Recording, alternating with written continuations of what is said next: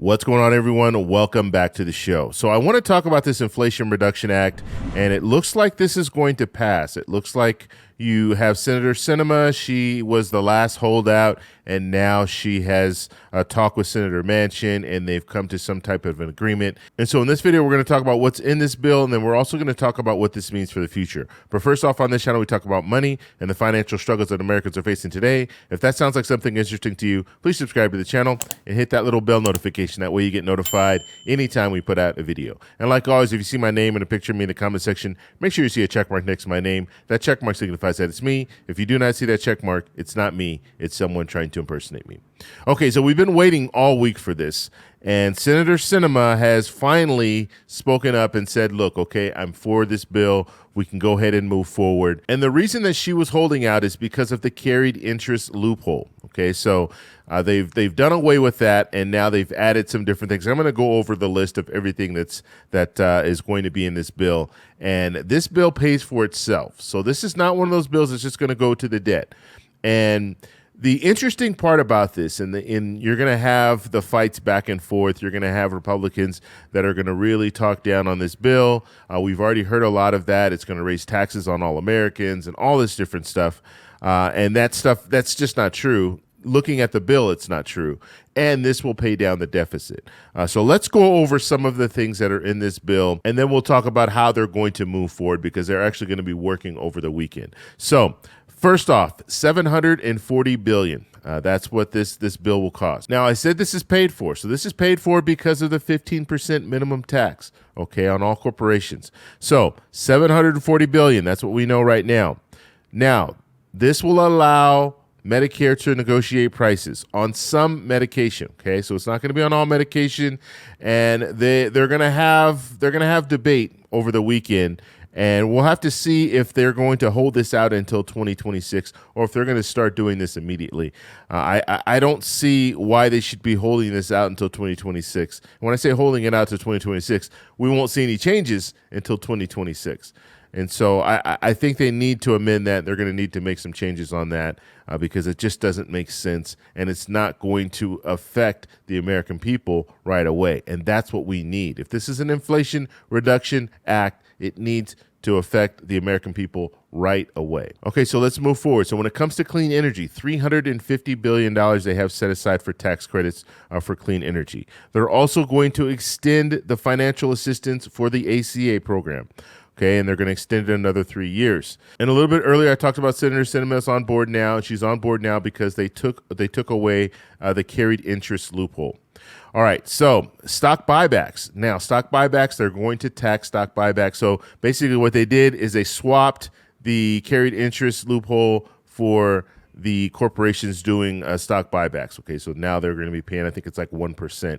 On that. Now, another thing that's very, very important for us to focus on is the fact that this will pay down the deficit by $102 billion. The early talk was going to be $300 billion, but now it looks like it's going to be about $102 billion.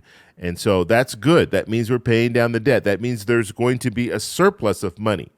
And the surplus of money is coming from that 15% corporate tax minimum. They're not going to be able to go lower, so corporations won't be able to basically go down to zero and not pay any taxes at all. They're going to have to pay at least 15%. And so that's good. It's good that you have a bill that was passed that will pay for itself. Now, what we've seen, we've heard politicians come out and say this is going to be added to the deficit, that all Americans are going to be paying more in taxes, and there's also some provisions in this bill that will beef up the IRS. And so that might be what they're saying. They're saying we're all going to be paying more in taxes because they're beefing up the IRS. Well, the way that I look at this, and the reason that they're beefing up the IRS is because the IRS doesn't have enough manpower in order to catch some tax cheats. Okay, people who should be paying more in taxes and they're not, and the sole reason that they're able to get away with it is they don't have enough manpower in the IRS in order to catch some of these people who are not paying their fair share in taxes. And I think we all agree that we should all be paying our fair share in taxes, and if you're not paying your fair share in taxes, then you should be found out and you should have to pay just like everyone else. And so now that's what we're looking at when it comes to this bill. Now let's talk a little bit about the plan. So the plan is it's Friday today. So tomorrow they are going to have the first vote. They're going to have the first vote, and that will open up a debate for 20 hours. Okay, so they'll open up that 20-hour debate. That's when you'll see senators come on the Senate floor and talk a little bit about the bill, positives, negatives, all of that. And then they're going to move into amendments. And once they move into amendments, that's when they can make some changes to this bill. We know Senator Bernie Sanders has some opposition to certain parts of this bill. He likes the bill. He's going to vote for it overall, but he thinks they need to add some things to this bill. And I would agree when it comes to the lowering prescription medication, the negotiating. This needs to happen now. We should not be waiting until 2026. And so we'll have to see if they move forward with that. And then from there, they'll probably work the whole weekend because they want to go on recess on Monday. Okay, so the plan was to go on recess on Monday. Now they have this bill in front of them, so the Senate needs to address this. Once they address it, then they pass it. And this is going to be a reconciliation bill. So that means that all 50 Senate Democrats have to vote for this bill. They will vote for it. They will pass it. The bill will then go to the Vice President Kamala Harris to break the tie. She breaks the tie, and the reconciliation bill has been passed in the Senate. And then they will move it to the House. And so what they'll have to do with the House is they're going to have to call a special session.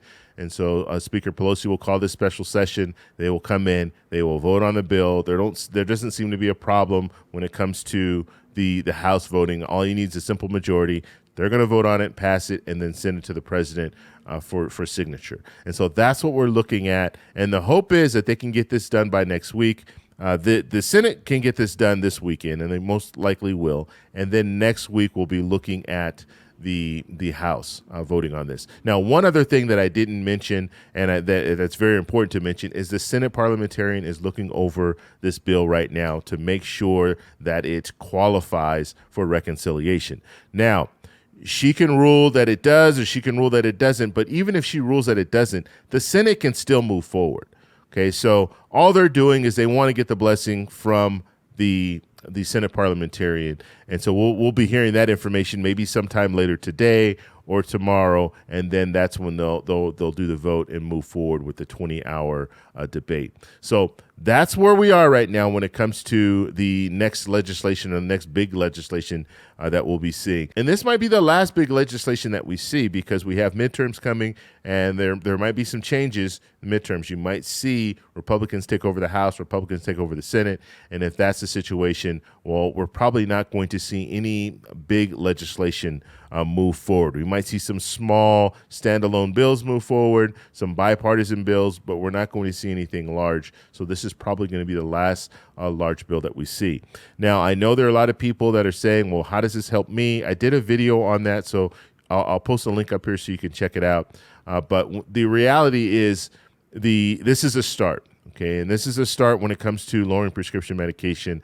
I think this is a good start, and I think they can move forward. And I know Senator Bernie Sanders and some other senators and politicians want to move forward with the negotiating of all prescription medication. And then in the future, allow all insurance companies to negotiate directly with the pharmaceutical companies and take out that middleman, because that middleman is taking money basically taking money from us, because it costs us more when you have more people. When you have more hands in the pot, it's going to cost more in the long run. So we'll have to see what they do with this and how fast they can pass this, but that's what we're looking at. After they pass this, after the Senate passes this, they'll go on recess. After the House is called back into special session, they'll vote on this, they'll go on recess, and then we're looking at recess until September, the first week of September. I think September 8th or something like that, if I remember correctly. But that's when Congress will return, and then they're going to start working on the budget, because we're looking at a budget that needs to be resolved by the end of September. If it gets resolved by the end of September, then everything is okay. But if they cannot resolve the budget, and we're talking about the budget for 2023, if they can't resolve that by September, the end of September, then we're looking at government shutdown. So that's another issue that we're going to be looking at in the future. So if you guys have any questions, post them down below. If you like this video, please give me a thumbs up. Please subscribe for more, and I'll talk to you in the next one. Bye.